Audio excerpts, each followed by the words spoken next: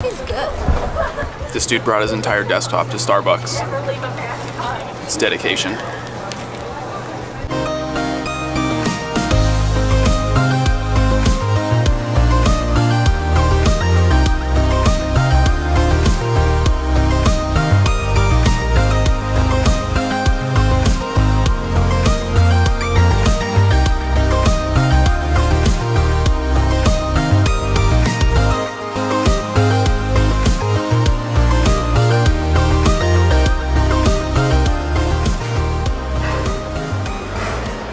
Today's episode starts with a little bit of bad news.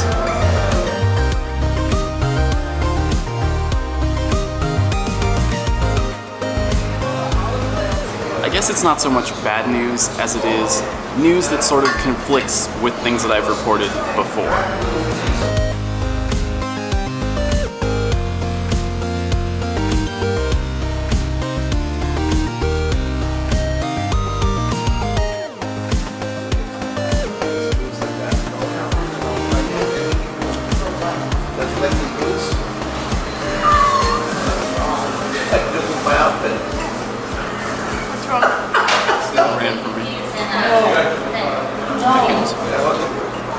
For a while now, we've been working and researching under the assumption that Niantic uses data from OpenStreetMap to determine a lot of things like spawns and nests.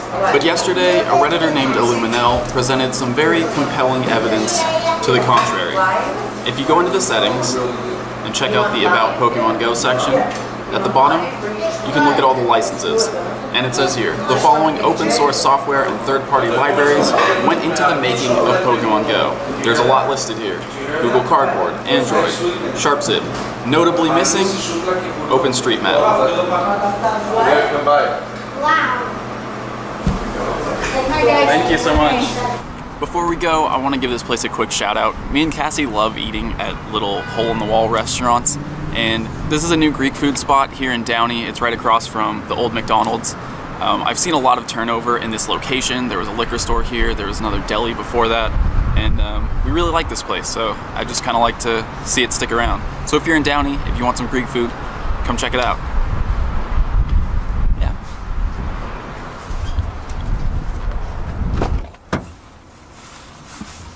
No.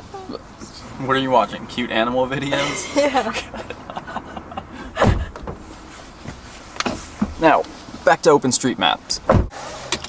Niantic not crediting OpenStreetMap in their license section of the game is a pretty good indication that they're not actually using OpenStreetMap data to determine things like spawn points or nest locations, but we've still seen plenty of correlation between things that are marked on OpenStreetMap and behavior and activity in Pokemon Go. Things like Pokemon spawning along red footpaths, or parks that exhibit certain features on OpenStreetMaps being nests in the game. So even if Niantic isn't actually using OpenStreetMap data, it's definitely still possible to use OpenStreetMap to find things in the game.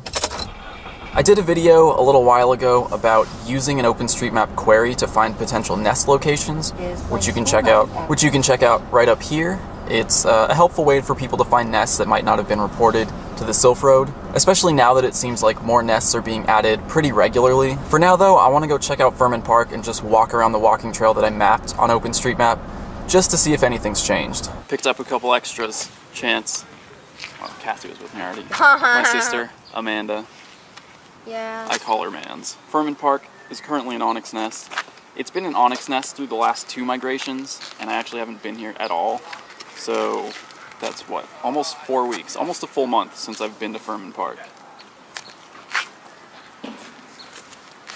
Here. There was one here. What? There's my first catch. Here. How much space here? Don't shy. Oh my god. Oh, his legs hurt. A pair of onyx, but the real reason we're here is to see if anything new has happened with the path that I mapped. Yeah, one of them ran away. So we're just gonna walk around the trail one time, and then we'll head somewhere a little more interesting. Yeah. But it's not 10 to 1. I actually like the sweet parts. Quick stop to train the gym up. There's a Chansey at the bottom, which is kind of annoying, but it's not a huge problem because everything above it is 2,500 or more. which means I just aim for those. I'll bring Pokemon in with 1250 or less CP, and they should get through the Chansey pretty quickly.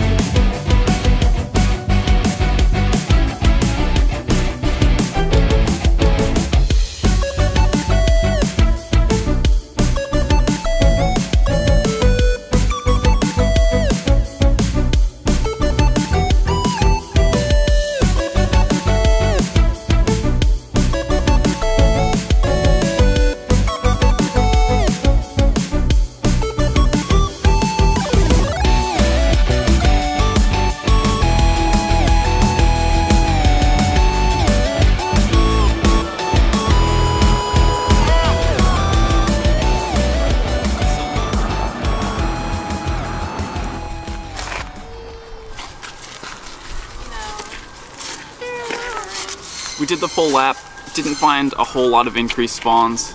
Actually, I wouldn't say there was an increase at all, which means there are no new spawn points. What is that bird? It means there are no new spawn points along the walking trail, the path that I mapped on OpenStreetMap, which isn't surprising considering what we talked about earlier, and Niantic most likely not using OpenStreetMap data. Quick stop at the house to grab my extra battery for the camera, and now we're off to the pike. This is not the pike. This is the golf course. I have some eggs hatching, but Chance checked the nearby list as we were leaving the house, and there's a Chansey here. That's not exciting at all. Where is it? I got it. I got it. Chance and Mans both haven't caught Chanseys yet, so hopefully. It's so big. I'm not gonna say anything. Good luck.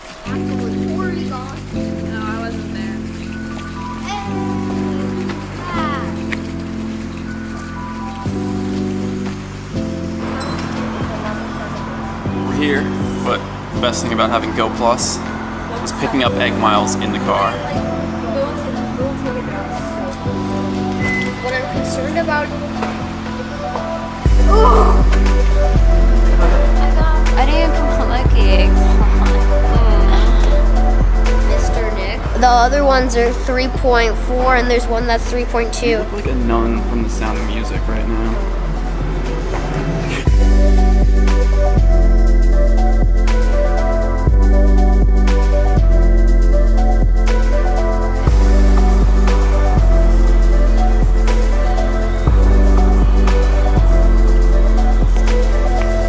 They're getting coffee and hot chocolate at this anonymous coffee shop here. Let's talk a little bit more about what it means that Niantic isn't using OpenStreetMap. It actually doesn't come as a huge surprise considering Niantic was formed from the team that created Google Maps, so it's very likely that they're using some sort of Google map data to determine things. But we have seen a lot of correlations between OpenStreetMap information and things in the game.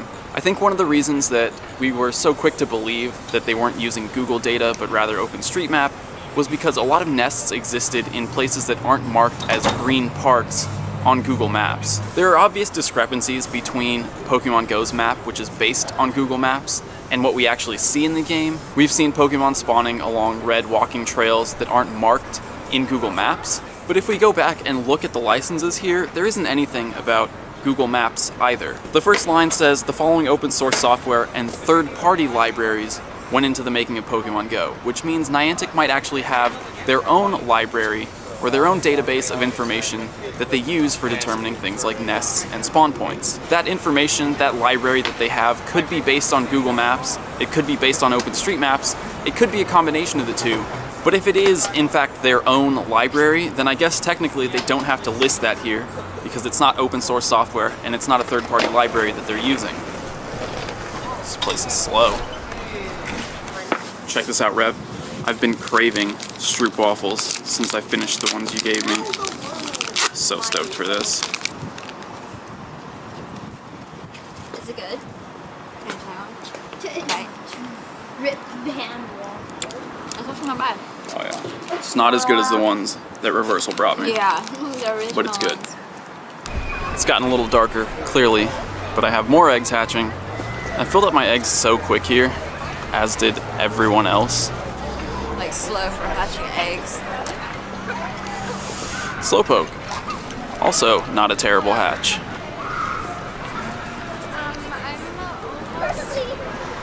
Oh, okay. What? You want to bet? That's perfect. Is it perfect? What month is after April? Chance, do it. Ah. That's the second time I've gotten trolled like that in 2 days. But check it out. I finally got my gold egg hatching medal. Not bad. Oh, there it is. In case you were wondering what kind of nest this is, that should answer it right there.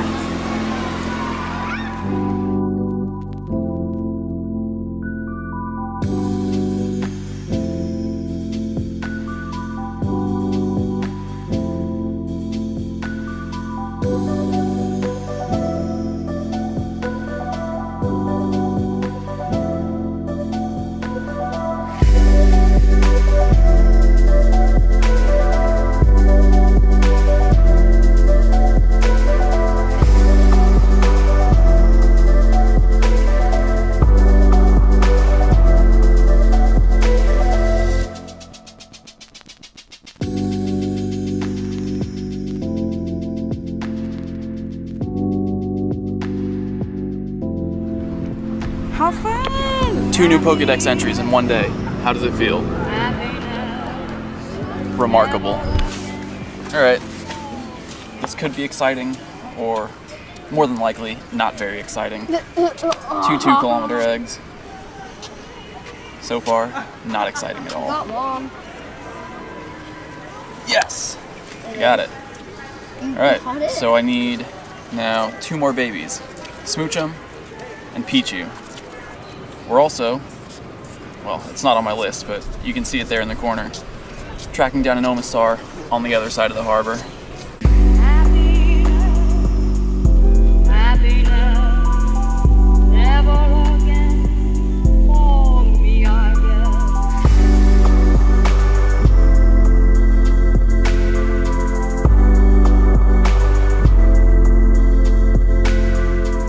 Check it out, 1457. This is a pretty good one. You know what? There's a brass band on the boat behind me. Kind of reminds me of New Orleans a little bit.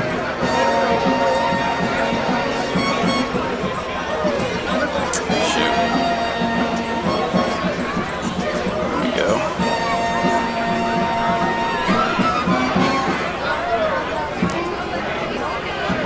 Got it. 1457 water gun hydro pump. And, oh my goodness. Wait a minute. Did you check the IVs on this Omastar yet? We're about to get trolled again.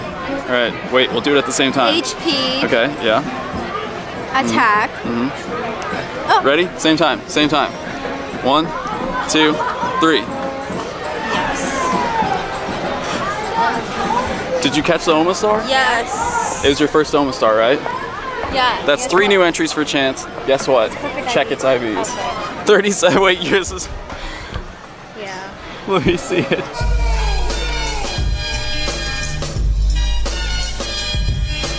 So, Blown a perfect IV Omastar Mine- in the wild with the best moveset. The odds of catching a perfect IV Pokemon in the wild are 1 in 4,096. The odds of catching a perfect IV Pokemon with the moveset that you want are gonna require me to do some math really quickly. So we have a 16% chance of getting the moveset we want and a 0.02% chance of getting perfect IVs. Chance of both happening, 0.0032%. That's a very low percentage, but I'm super stoked about that. So that's what, 8 perfect IV Pokemon now? How do you feel? Me? Disappointed. Disappointed. It was 37. I would have taken it if it was above 100 or... Bittersweet is the word you're looking for. Thank you. Yes! I hope you're not tired of seeing me catch Electabuzz yet, because here's a triple.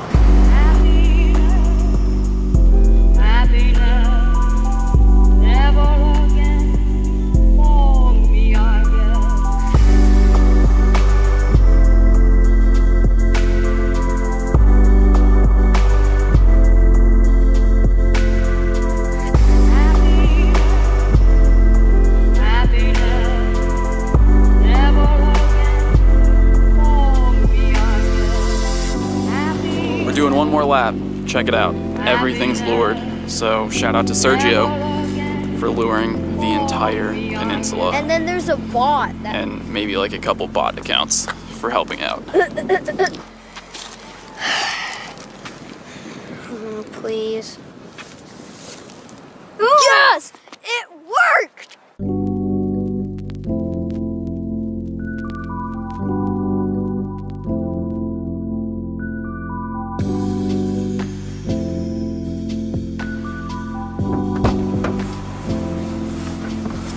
Alright. That was a pretty productive trip to the Pike. Did that really just start again? Yeah.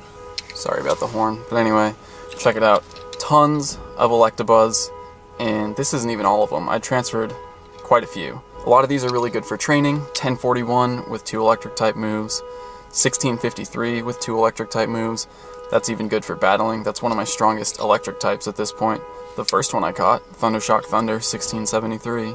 And then of course, the perfect IV Omastar, which was sort of disappointing for Chance. Now, just to close out on the OpenStreetMap conversation, Niantic not specifically using OpenStreetMap data to influence things in the game doesn't mean we can't still find correlations between information that's available on OpenStreetMap and things that are happening in Pokemon Go. So we can still continue to look at OpenStreetMap, we just have to keep in mind that it might not be the cause of things that are happening, and rather just correlated. So anyway, I hope you guys enjoyed this episode. I hope you learned something very important. And, well, we'll see you tomorrow. Goodbye.